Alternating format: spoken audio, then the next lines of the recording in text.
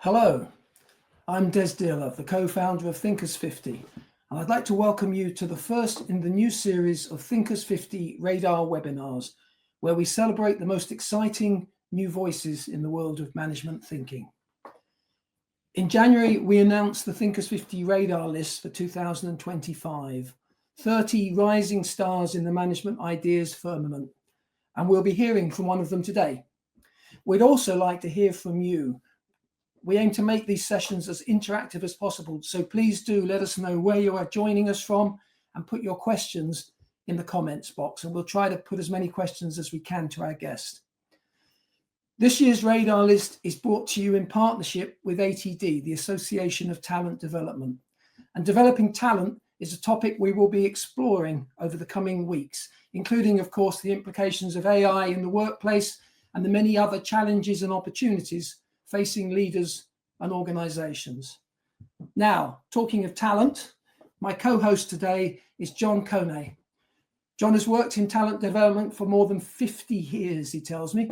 During that time, he served as Chief Learning Officer, a Vice President of HR on the boards of non-profit and for-profit learning companies and organizations, including ATD.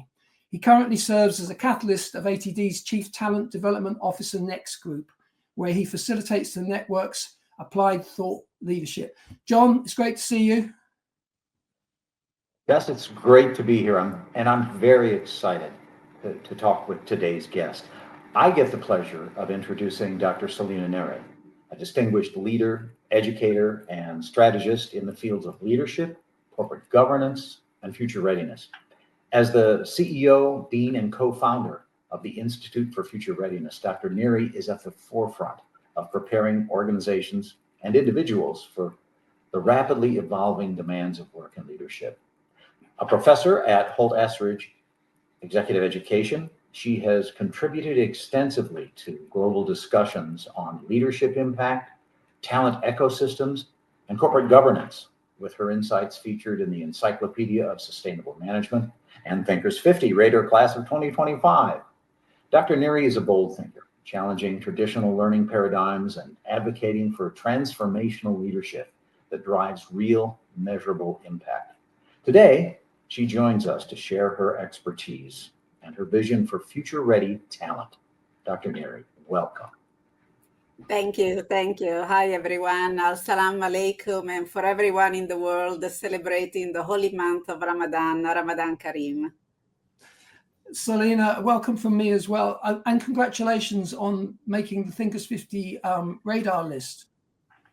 My pleasure, an absolute surprise, and I'm very humbled. Thank you. Well, we're delighted to have you, and you're joining us from Dubai. But tell us a little bit, before we get into some of the research, tell us a little bit about your backstory.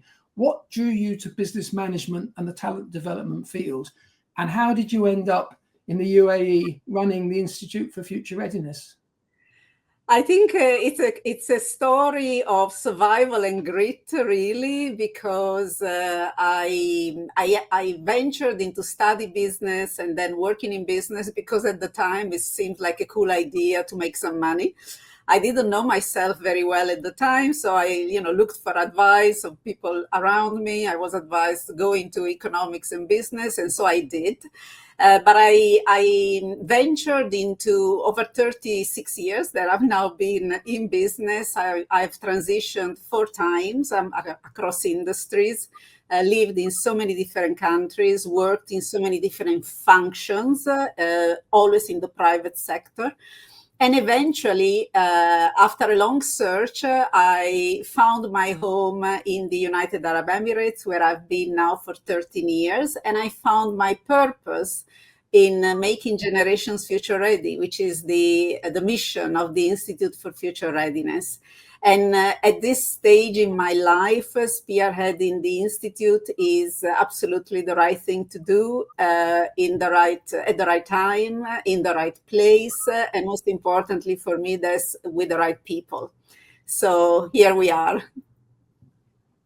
Dr. Neri, you said that your purpose was future readiness. How do you define future readiness, and what strategies might you recommend for talent that aims to be future ready? Thank you for the question, because future readiness means a lot of things to many different people. And I recently Googled it once again, and it's, a 1.6 billion hits on a Google search. It's a new field, first of all, and it's a field where ourselves and many colleagues in the world who work in this field are putting forward thought leadership. First of all, it's the defining characteristic of people built to thrive. So not born to thrive, but built to thrive, not to survive in the type of complexity that we live in today and in the future of work. So being future ready, first of all, isn't a status. It's a lifelong journey and a lifelong adventure. And most importantly, it means to be able and willing. And this is very important. Not only the ability, the competence, but also the willingness to navigate the future with competence for ourselves. And then, of course, for the people around us, whether they are teams, organizations, countries, communities, and societies. So it isn't about one training, one course, one set of skills. It's a journey that forces us to continuously master our core components. I like to say rejuvenate our core components or reinvent them altogether, and then apply these to the priority areas of the future. So core components means competencies, so the skills and the behaviors that we can learn and apply to practice. Of course, experiences, what drives us, very important, what motivates us, and what our preferences are. And then we apply these to the areas of the future which are priority. And these tend to be four legs: human capital development, the technology world and technology literacy, the world of sustainability and green skills, and of course, entrepreneurship, given that it is entrepreneurs who contribute more than 80% of the global GDP. It is in large listed companies. So this is, in a nutshell, the emerging view of future readiness. Fantastic. That's a very good and very clear definition. But the other thing, I'm going to ask you about an article you wrote, but before I do that, it strikes me that you mentioned trying to make, the purpose being to make different generations future ready. This isn't just for young people. This is something that applies to all of us, all generations of talent. Yeah. Absolutely. And this is very important because the so-called multi-generational workforce is one of the current challenges of many, many organizations, because we focus way too much on the differences and way too little on what is common. I mean, I was born in 1968. I am a Gen X, so I am on the older scale of looking at talent, but we face and we share the same challenges and the same obstacles, although we might have different views about life and work because we were born and raised in different periods. But it's very important that we talk about generations. So for us at the Institute, it's about youth, which in the United Arab Emirates is defined as people between 15 and 35 years of age. Is a very broad definition of youth. And of course, those beyond 35. As you know, we are all set to live the 100-year life. I'm all for it. And therefore, we need to ensure that people can transition into different ways of working as they go towards the 100-year life. Okay, now let's just dig into that article. Your article, Why the World Needs Game-Changing Leadership Impact. You talk about transformative leadership as critical for being future ready. Are you finding that the capabilities needed for leadership success have changed? They have changed, they are changing, but in my opinion, not fast enough, given the fast pace in which we live. First of all, I do believe that leadership is the number one quality. We see in the world in which we live that the future of humans will be defined by how people, communities, countries, organizations are led. So I also would like to say that there are a number of what I call dead ideas around the leadership that have been with us for a very long time, and we still kind of like have difficulty in letting go of these ideas. For instance, that leadership is all about leaders. Well, it isn't. Leadership is very much about those that we lead, the people we are on the journey with, as opposed to us or anybody who is a leader. Or they're all great leaders share certain characteristics, and therefore get the characteristics right and you're going to have the output of great leadership. It doesn't work this way. Or they're all great leaders do perform in a certain way. These ideas are still around and do not allow the competency of leadership to develop fast enough for the future of work. And I give you a couple of examples. Leadership is more and more, first of all, it's a privilege and is a behavior.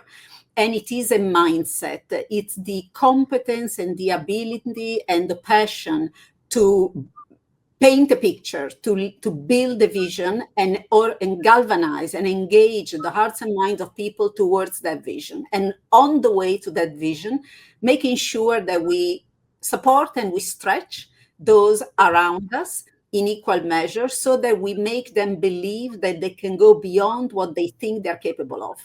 This is leadership. This is the type of competence and behavior we need. We are not yet there. There are buckets, and research is indicating this, buckets of companies and people who are further down the line of this journey, but we are re-engineering a leadership machine that has been with us for a very long time. And this, of course, takes time. So there's less emphasis on leaders themselves, and there's more in the future emphasis of those who are being led. And we will discover maybe in the conversation why. Dr. Neri, you talked about having a vision and being able to compel people toward that vision, but you're not talking about this model of the charismatic leader that's become so popular, especially in high tech recently. What are some of the other essential qualities that these leaders have to have? And thank you, John, for this question, because one of the many studies that recently have caught my attention, one of them is from Gallup, that is basically indicating something that can be very mind-blowing in the literature and the journey of leadership. What we want from leaders? We want hope. We want hope for the future. We want trust, we want compassion, we want empathy, because we are not robots, we are humans who live in the age of AI, and we want some form of stability in a world that is unstable. These characteristics of leadership, for instance, they were never on the table a few years ago, but now they are. And also there's a lot of emphasis because of the pervasive lack of engagement of employees and gig workers globally. We are low on engagement. We are low on thriving on the job. We are high on surviving and getting by. There is a mental health crisis around us. Therefore, I need leaders who are high on emotional intelligence, who can have conversations when we are going through these motions, who are have an empathetic way of getting things done, who are able to walk the talk when we talk about well-being and mental health. There are leaders, and I have had myself bosses in my life who were great in equipping the organization with coaches and with mental health apps that were supposed to help everyone. And, get yourself a yoga mat and you will sort out your problem. It isn't as simple. We also need leaders who understand I am overloaded, who understand I can't cope with this load. There are something fundamentally, fundamental happening in my life. I'm taking care of my, for instance, elderly parents, or I'm having a financial issues family-wise. So leaders who have this ability to create hope and build trust and be there for people is one of the key characteristics of what is needed for future-ready organizations. If I may, Go on, John. I'm sorry, Des. I just wanted to follow up real quickly because I totally agree with the description you just gave. But oftentimes in our conversations, we hear people say, well, weren't these qualities always critical? Weren't they always important? But you seem to be indicating that maybe we got by without them for a while and now we can't. Yes, yes, very true. They, and of course, we can't speak of without precise data, but we know in research that these qualities, for instance, they were never taught in leadership schools in the past. They were not considered the skills, the behaviors that leaders need to showcase. The world was different. There was less emphasis, not so much on mental health and just struggling with life. I think humans have always struggled, but there was less transparency in making an employer or the work environment know that we are going through the struggle. And actually, there were qualities like ambition, like relentless drive towards results without caring about how those results are achieved. They were much more important. But because today the balance we are out of balance for a variety of reasons, because we came out of COVID, because the pace of change is unhuman, because technology is changing our lives so fast, and at times we enjoy the changes, other times we are very scared. We are looking at leadership, whether it is country level, community level, or organizational level, to be more and give us more and give different things that are very human centric in a world that is very tech driven. This is an important fact also to keep in mind. I'm really pleased to see that we've got such a global audience. We've been joined by people from Dubai, Croatia, Portugal, Montreal, Saudi Arabia, Denmark, London, Virginia, Mumbai, Toronto, Singapore, New York City, the list goes on. So it's great that we have such a global audience. Coming back to the technology point that you made, and you mentioned earlier that some of the kind of the pillars of being future ready, you've got human development, but you've also got the technology. And it's happening at such a pace now with the increasing integration of technology in the workplace, obviously, especially generative AI and AI. How can organizations balance the technological advancements with the development of their human capital to ensure performance, but also, some of the things you were alluding to, people's well-being and mental health, those issues. How can we think about that balance and get that balance right? A very, very important topic and question. I mean, I spent over 26 years of my life in the technology industry, and I always look at technology as an enabler. I wasn't around with the Industrial Revolution. I mean, I'm a bit too young for that. But I was around in the 1980s and 90s when, internet was going to overtake the world. So let's go step by step, because first of all, technology is an enabler, is an industry, yes, but it's also an enabler of all kinds of types of lives and businesses. With all the tech talk that is around us, we need to look at the reality on the ground. And there are actually two colleagues from the Thinkers 50 radar list who recently published a wonderful book about AI for managers. I highly recommend it. And we actually discovered through their work that about 15% of managers actually use AI in daily work. So there is a notion between the hype of tech, which is also a little bit part of how the makeup of the industry, and actually using usable tools out of this hype in day-to-day business life. To do what? Why do we need to care about tech? And AI is a big part of it, because we know that there is a promise of three things. One is the promise of increased productivity. The second one is the promise of increased precision. And the third one is the promise of increased personalization. So out of these three promises, organizations will be able to figure out what AI can precisely do for them within, the business model and the processes that they have. But we need, as humans, and I come to the human side of things, we need to remain critical, because there's a difference between saying that being future ready requires literacy in technology. It does, and it does at every level.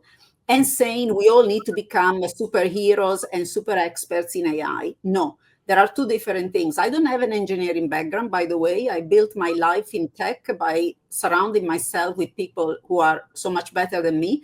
I have an economics and business background, and exactly understanding technology for what it does into creating solutions in business. So I don't believe that AI will take over the world. I believe that those of us who learn to work with AI will replace those who don't.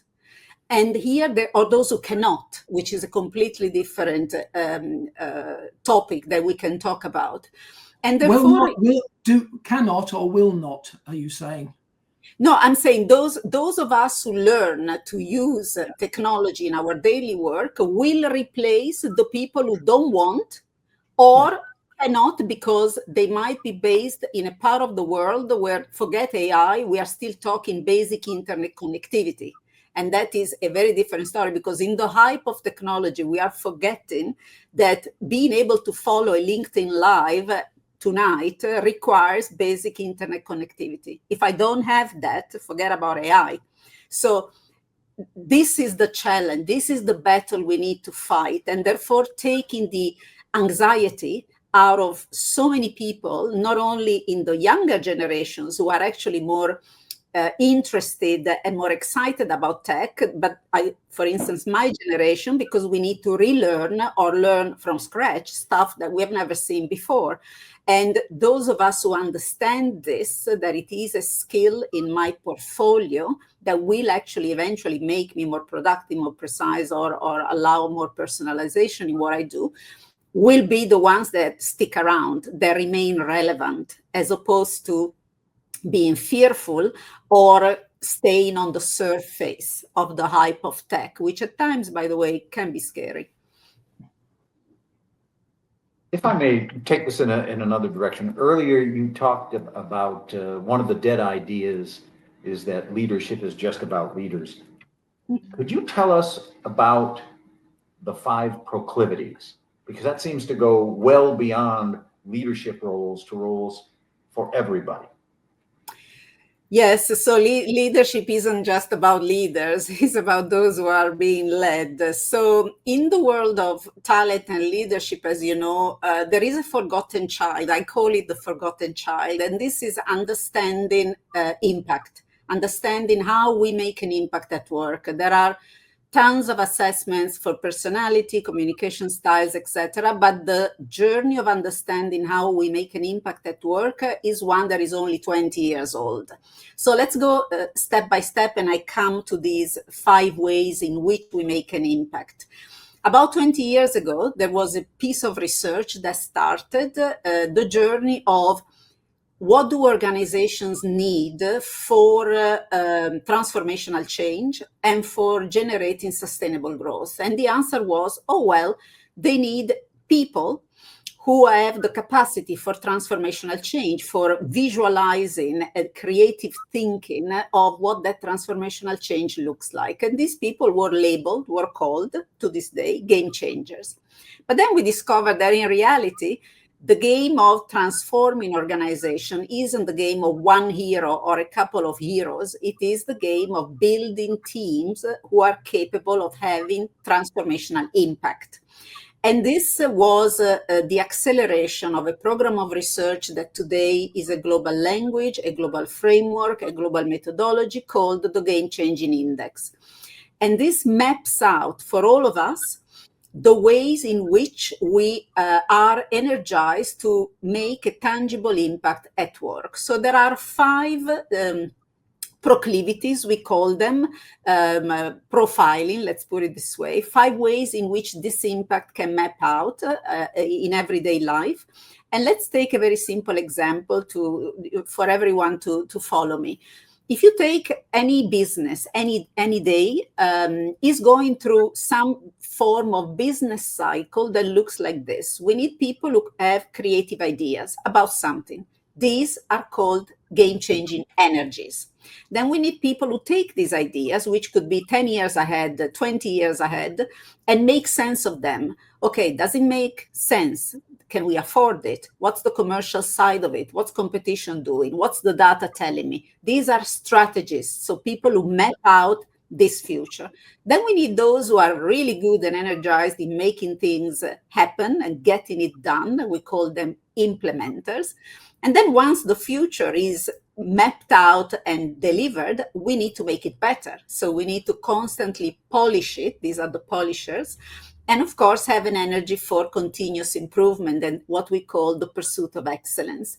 And last but not least, I need someone, a number of people who are the director of the orchestra, whose energy is in getting the best from others. And we call them playmakers. Now, very important is that to understand that these energies exist in all of us. I have my 5 energies like you have yours.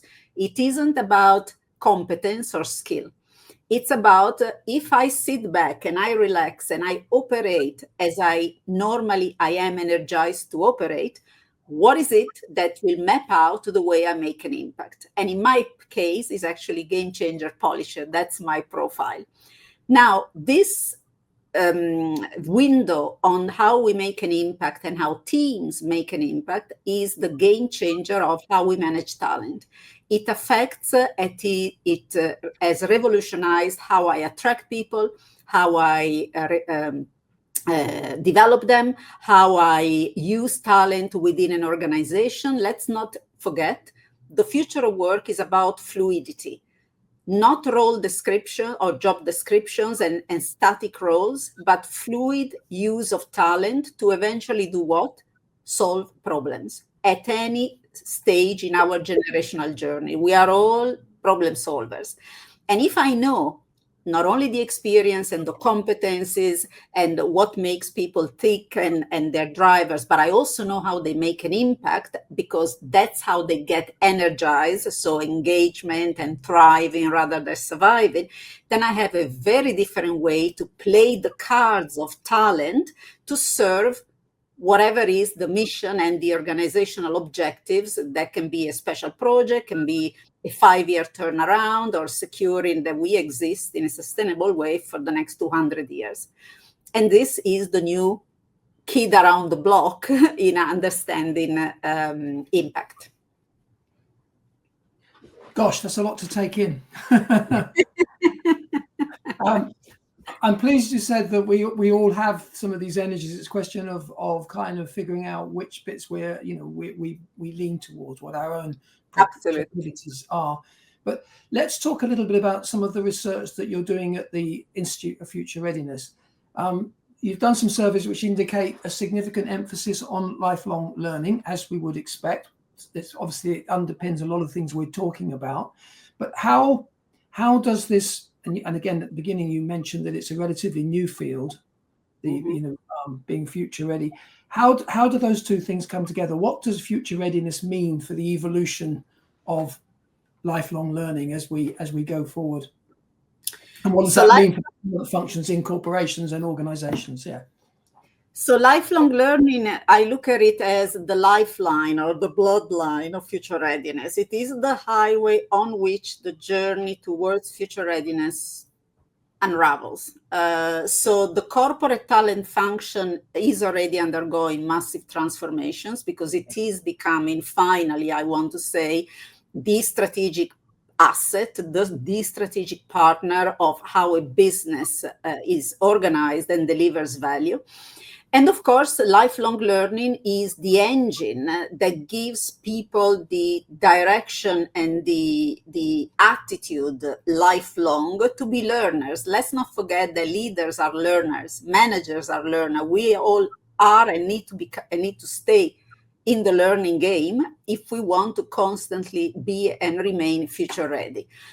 I published a paper in December, just before Christmas, around the culture of lifelong learning in organizations. And there is a piece of research that I quoted in this paper that says that in a global survey of CEOs I think it was 2023, 2024, across industries, 91% of these CEOs have actually stated that they believe building a culture of lifelong learning is key to the future of their business. 70% of these people also believe that it is a top driver, and here's the other catch. More than half of the same CEOs who'd walk away from an acquisition target, we're talking mergers and acquisitions, if the company they were about to merge or acquire had a poor lifelong learning cultural fit with themselves. So this is telling us what? This is telling us that we are already seeing the transformation of how CEOs think about lifelong learning. And it's important. If I don't see it, I'm not going to then do the work to make it a reality and then support the talent function to really operate as the strategic partner of the business. And then if we put the other pieces together in terms of understanding impact and the competencies that we need to develop as leaders, the importance of managers, taking care of various aspects of what future readiness means, then we also begin to understand that the roadmap of developing future-ready talent is a complex one, a comprehensive one, but one that will help me address the number one issue that at the moment we are facing, which is, in one word, lack of engagement. Because all the issues we spoke about, whether it's mental health, whether it is burnout, whether it is people not feeling a sense of belonging, it's all linked to the concept of engagement. And what is engagement? Essentially is the extent to which I bring every day to my work my intellectual capabilities, my emotional capability, and my physical energy, and to what extent I use it in my day-to-day life. This is engagement, and we are facing a crisis of engagement. So the talent function as the engine of building future-ready talent sits at the core of this mission of building organizations where engagement is the heart of the culture. Dr. Neri, I know that we want to get to Q&A pretty soon, but I did want to follow up on this notion. The surveys out there have shown this crisis of engagement really for many years. It seems to be a chronic problem, not something that is newly popped up. What's one thing that an organization can do to begin the process of building better engagement? Well, first of all, I think we need to prioritize it. So understand what it is and prioritizing, because engagement needs to become a business priority. So there are companies and organizations out there, public and private sectors, who are actually doing quite well on turning around this engagement problem. It's not an overnight type of turnaround. There is intentional year after year effort, but there are a few things that we can do to build strong cultures where engagement is the heart of everything. So first of all, these organizations recognize that the qualities we spoke about, emotional intelligence, social intelligence, sensing, adapting, character over skills, these are all important features of the leaders and managers of their organizations. So they know these need to be nurtured. Second, these organizations and leaders place emphasis on not only top leaders and high potentials, which we know how to do quite well, but also on hiring and developing managers under those leaders, because we know that my direct manager, day in, day out, is my key to engagement, disengagement, great thriving culture, toxic culture. So those are, the forgotten middle, not of the United States, but the forgotten middle of talent and the leadership journey. The next thing that they do, these organizations, and some I have the honor and pleasure of working with them, is they integrate engagement across the whole employee journey, whether I am attracting, whether I am in a recruitment conversation, whether I am managing the life cycle of a person working in this organization. And then last but not least, they make engagement part of business strategy, meaning the way I look at performance, I reward performance, how I conduct conversations, managers to employees or top leadership to employees, the use of reverse mentoring. All of these tools are part of business strategy, and they're all aimed to increase engagement. The other bit, the last bit, is about also, these organizations have become really good in emphasizing well-being at work, not only in terms of I have a team that looks after the well-being of my employees. I have a team of expert coaches and mentors who are there to support you, but also I have leaders and managers who walk the talk. Because there's no point in having the phenomenal well-being set up when then my manager drives me nuts every other day and I have a workload that I humanly cannot cope with, and then I go in burnout because the leadership and managers don't walk the talk of employee well-being is important.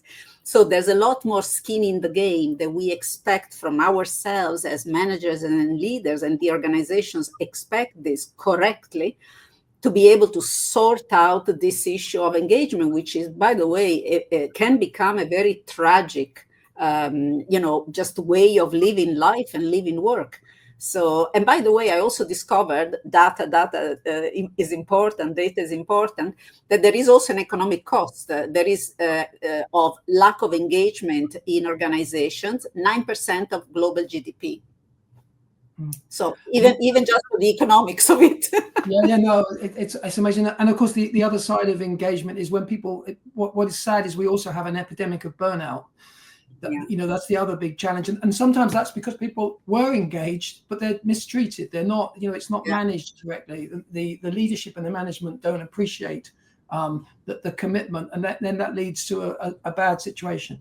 Listen, we're going to take some questions. There's lots and lots of comments coming in. Some of them are, there's a question in there somewhere. I'm going to take one and turn it into a bit of a question. John reminds us that for years, only 13% of employees globally are engaged. Thus, 87% are not. Now, this is, Gallup year after year does this survey, and what's concerning is that the needle doesn't seem to move. We've had the problem with engagement.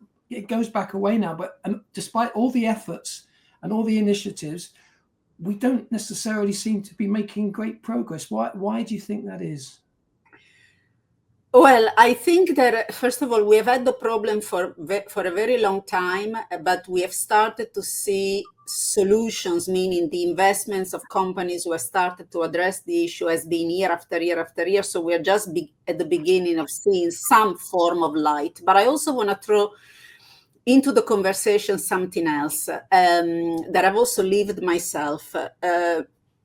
We have never prioritized in leadership development, talent management, the importance of getting to know ourselves and understanding what do I really want from life and therefore from work in life, and what is it that I need to be able to operate at my best.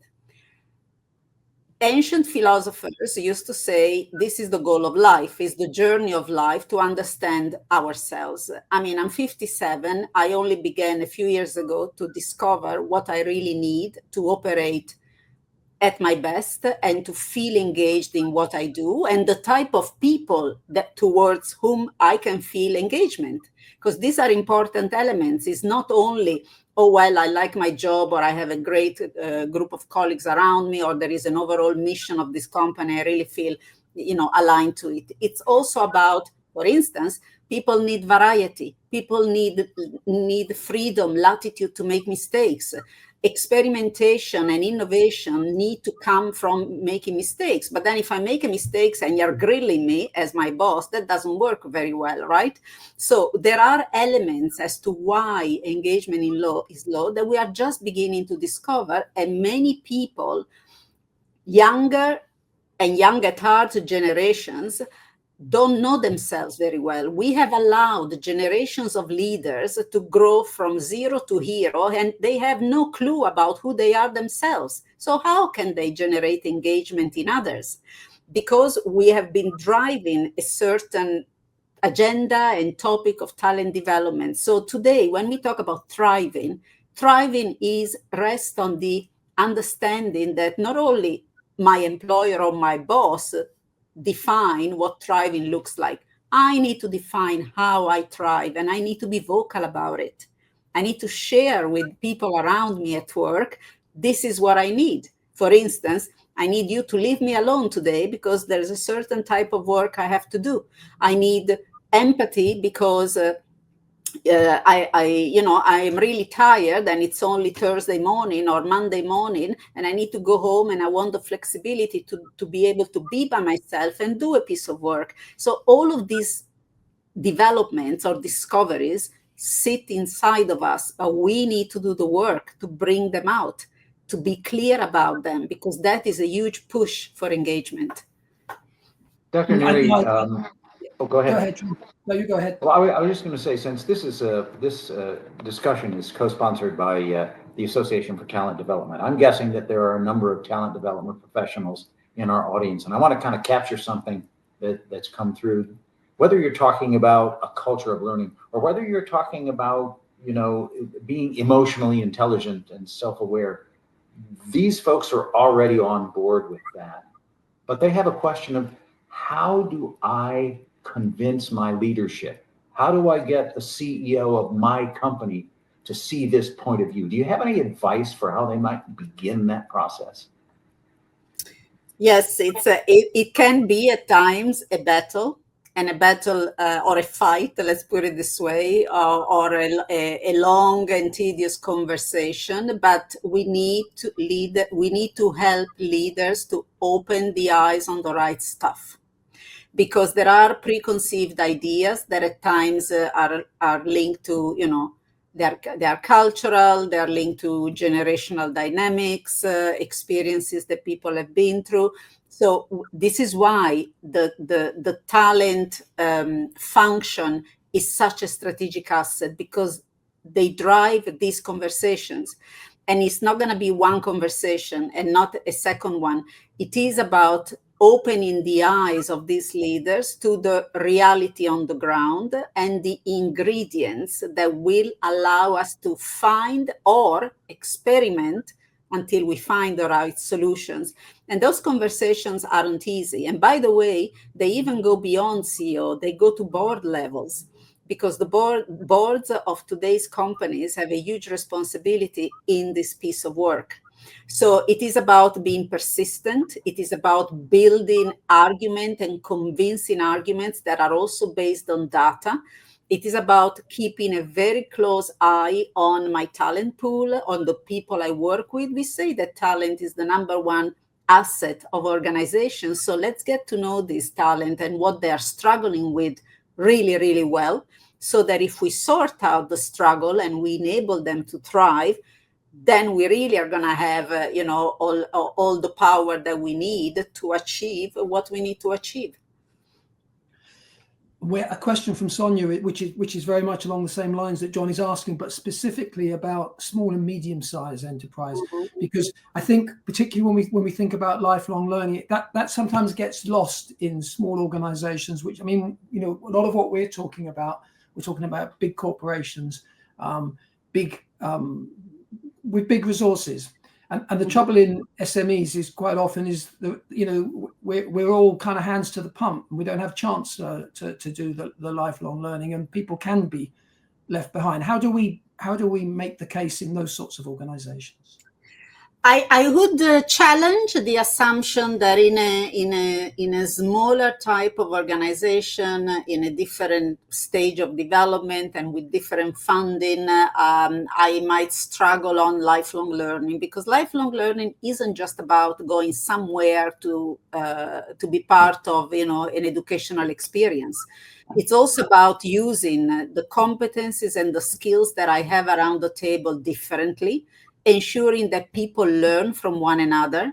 For instance, I know of companies who have set up learning circles with their clients, where their clients, who could be large companies or also small and medium-sized companies, get together at very limited cost. They do it, even in the same region or same city. And every time they get together, there is a different learning agenda. One day they're learning, for instance, how do I bring AI into my day-to-day? And by doing this, I create what we call lateral thinking. So I bring my people out of my reality, which could be I am a small startup or a small company, and I bring them together with different realities and different industries. So let's not think that lifelong learning is only about going on a training. Absolutely not. Take the example of reverse mentoring. I mean, where seniors are being mentored by juniors, not only juniors in terms of hierarchy, but juniors in terms of age, in terms of exposure to life. That doesn't cost much. It simply costs setting up the system so that we have this exchange. And those who are doing reverse mentoring well, by the way, I have a Gen Z sitting in California who mentors me, and it is a humbling and one of the best learning experiences I never had, because I need to walk my talk, right, myself. It's a phenomenal way to understand your market better, understand the opportunity and challenges of a talent pool that is very, very diverse, understanding where this anxiety for the future comes from, and for leaders, leaders in terms of seniority and leaders of a company, to sit back and say, I had no idea of what these people in this age group can contribute to my business. This is how we find what I call the diamonds that in traditional way of looking at talent we might overlook. I mean, it sounds like lessons in humility as well, which I think we can all benefit from, for sure. Let's come back to the future readiness topic. I mean, we've been on a fascinating journey talking obviously about engagement and about lifelong learning, but is there some form, we've got a question coming in, is there some form of a metric for future readiness that you use? And I know this is a challenge. I was talking earlier to our friends at in Oman, in Muscat, who've got a future readiness center. And I know that's something they're very keen to develop and they're working on at the moment. Is there a metric you use? Are there easy things we can measure? Yes, so the emerging model of future readiness that our research is beginning to map out is 2 layers. And I even have a visual representation, I mean, not here with me, but we have a visual representation of it, where the first layer is my competencies, so skills and behaviors, my experiences, what I've been exposed to, what I am exposed to in terms of people, cultures, religions, politics, the whole exposure of life. The drivers, what drives me, what motivates me, and then of course my preferences, how I like to work, how I like to live, what are my preferences in terms of personal and professional development. Then we map this layer with the 4 legs of the priority sectors of the future, and this maps out skills and experiences and drivers and preferences that build human capital, that build technology literacy, that build green skills, and that build entrepreneurial skills. So this is the emerging model. And then we are beginning to see some differences in this pool of skills and competence, experiences, and drivers that are vertical. So industries, in our case, oil and gas, financial services, manufacturing, education. And of course, this will take the model and always evolve the model, because it takes years to build this type of clarity. But it is very clearly that it is 2 layers integrated with one another for now. And that maps out, the precise skills and drives, experiences and preferences that build future readiness. So it's a journey beyond skill. This is a very key message tonight, or this morning, for those of us in the United States of America. Yeah. There's a survey that came out recently from the Institute for Corporate Productivity here in the US, and it looked at what they called future-ready cultures. And one of the things that I'd be interested in your comment on, they said companies with future-ready cultures measure executives on employee issues like engagement and retention, those kinds of things. Is that something you've seen in your work? Yes, yes, I see it in our work, and I also see it because I'm blessed to live in the United Arab Emirates, and I want to share this. We live in a country that is very young and has built itself from scratch, and the leaders of this country are very vocal about why the future is so important. Why are we so obsessed with the future? And the fact that technology is important, absolutely. The economy is important, absolutely. But building society and building human capital is even more important. The past is gone. We cannot change it, but we can learn, and we should, as humans, be better at learning from the past. But we can use today to map out and design a better future. So there is an emphasis, absolutely, in building cohesive places, whether they are workplaces or they are nations, where a group of people can share values and share experiences and live together and contribute solutions to the big challenges of our time in a harmonic and cohesive place. That's why at the beginning I said future readiness also for me at this stage, in this place, at this time, with the right people, is important. It isn't by chance that we created the Institute for Future Readiness in the UAE.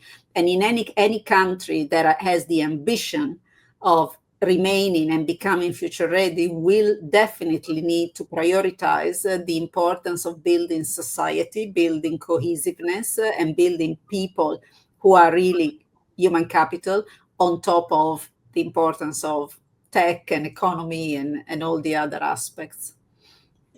Question from Hussein, who asks, what is the cost of not taking action to make talents future ready for organizations? I mean, we've been talking about the positive, but I mean, you yourself were saying earlier that those of us who aren't future ready are going to be replaced by those of us who are future ready. So, I mean, what is the cost in terms of countries as well as organizations? Well, the cost in terms of countries is a very slippery slope, a very dangerous situation where there is no well-being, there is no good life, there is no hope, and then lots of other issues can stem from it at country level. At organizational level, I cannot even think about anybody who would not prioritize this, given what we just explored, given the huge opportunities that we face with technology and other positive developments, but also given the huge challenges that we have, both at macro level, global level, and at engagement level, mental health level. Not acting and not prioritizing being and remaining future ready is fundamentally saying no to life and no to future well-being and development. So it's a choice that I cannot even comprehend. And my work and my mission and my team with me is to make people, organizations, and countries understand why this is important. This isn't a fashion. This isn't something, it isn't a buzzword. It's the way we are going to live and we're going to thrive in the future of work. I want to try to pull from a comment from Pramod. Everyone in this meeting today is probably somewhere on this journey. Are there organizations that you've come across that you think are in the lead or doing things that others ought to be looking at and trying to emulate? Well, I mentioned before some of the features or the actions of organizations who are really tackling the engagement problem really well, which is at the core of future readiness. I would say nobody has figured everything out, at least nobody I have been exposed to or have the pleasure of working with or studying. It's also important to remember, because future readiness is a journey that never ends, we can never say, oh, well, here I am, I am at 105, so I can now relax. This isn't the game of future readiness. It's a game that will never end, because the cards on the table are redefined as I go through this journey. So there are, well, definitely, I mean, I sit in the UAE, so I learn from the UAE every day. I learn from organizations outside the UAE as well as inside the UAE, where I know things are being done at times, quite frankly, in experimentation modus, meaning people who dare to try, where the culture of the place doesn't um, uh, supports fail. If you fail, fail fast, but experiment, try it out. This is important because we are working in a field where there's very little that I can really hold on to, and therefore experimentation is an important part of being and remaining future ready. But we have to ensure that when people experiment and they get it right, they are rewarded not only financially, but also when they don't get it right, there isn't a punishment that comes with it. We talk a lot here in the US about the need for greater psychological safety in our organizations, that because people won't even try if there's a fear of punishment. Mm-hmm. Mm-hmm. No, absolutely. And obviously, Amy Edmondson's work in psychological safety has been so, it's one of those rare, and I think future readiness could be on the same journey, by the way. Psychological safety is one of those rare management concepts that you now hear people talking about at parties and in the pub.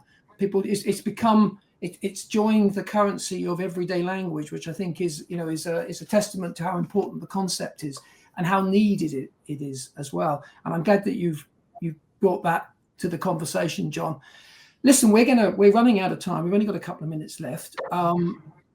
If I ask you, sort of from all the things we've talked about, Selina, what is the one big message you'd really like people to take away from this session?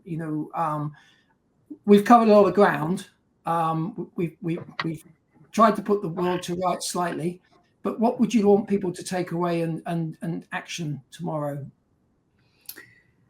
Well, I would say, first of all, let's all be very clear that we need to own our future. We own our future, not our employers, not people for us, not the leaders, not the managers. We, each of us, we own our future. We need to own our future. What does that mean? It means I have to drive my journey of future readiness. And why do I need to do it? For the heck of it? No, not for the heck of it. I need to do it because that will allow me to thrive. So owning my future and thriving in my future. People are fed up of surviving. There are way too many people who survive in the jobs they have.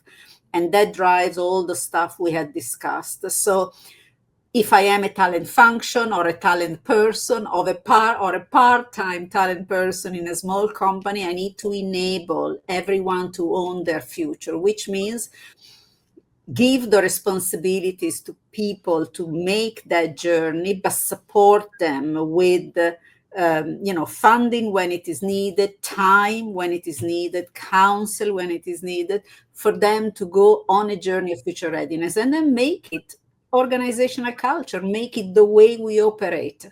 It's as simple as that. Where do I start?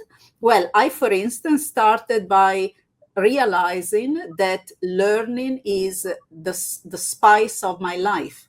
It has to be, because if I don't keep learning, I no longer can relate to the world around me. And my competencies, like everyone, will no longer be relevant to keep on not being relevant, and I need to develop new ones. So this way of working, which is, by the way, is at times a little bit playful as well, not looking at ourselves too seriously, because we are all in the same game. And never think, by the way, everybody watching or listening, never think that there are people who have it easy or have it easier than us. We are all struggling with the same issues. We are just at different stages on the same adventure. Fantastic. And if people, professionals working in talent development can help people move from surviving to thriving, but to recognize too, just to summarize what you said, that we are the masters of our own destinies as well, and that we need to ensure that we as individuals remain future ready. That's been a fantastic set. I'm afraid it's all we have time for. Absolutely massive thank you to our guest, Dr. Selina Neri, and to all of you for tuning in. This is the Thinkers 50 Radar webinar in collaboration with the Association of Talent Development. We've been Des Dearlove and John Kone. Please do join us again soon for another episode of Thinkers 50 Radar.